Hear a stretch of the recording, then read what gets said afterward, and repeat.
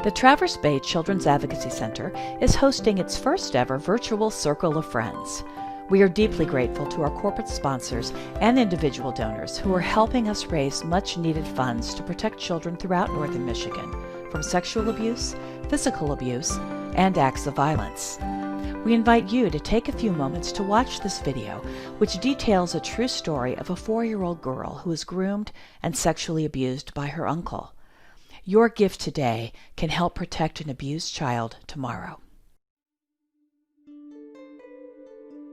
I have worked in child welfare for many years, and working in that field, there tends to be a few stories that kind of stand out to you.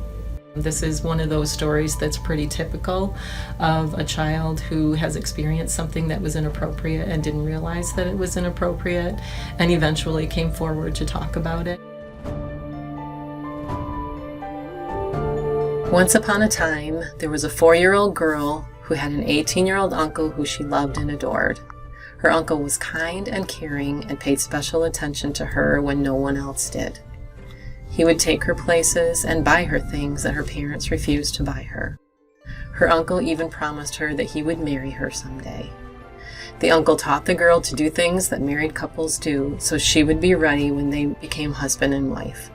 The uncle was gentle and would stop when things became uncomfortable for the girl. Every day, the girl would dream of what her life would be like when she was grown up and married to her prince.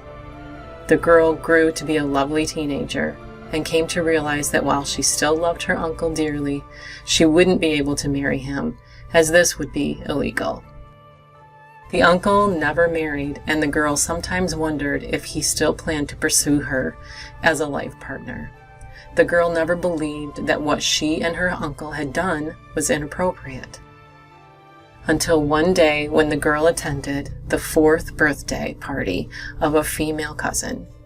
At the party, the girl observed the uncle interacting with the young cousin in much the same manner that he interacted with her when she was the same age. The girl began to visualize her cousin sitting next to her uncle on the couch in a room full of people, while sharing a blanket and a bowl of popcorn, while watching a Disney movie together.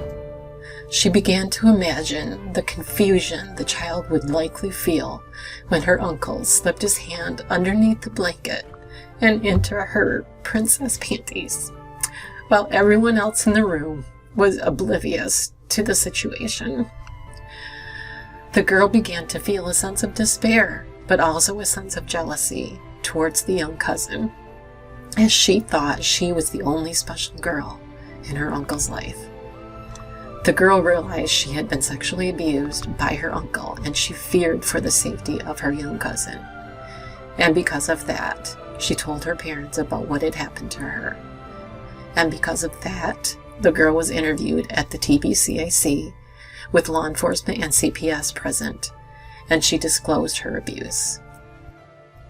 And because of that, her cousin was spared from having to experience the sexual abuse at the hands of her uncle. The girl had to testify in court as a trial did occur, until finally the man was found guilty of sexual abuse and sent to prison. And since that day, the family was able to heal and was able to help the girl heal. And the moral of the story is: talk, protect, report.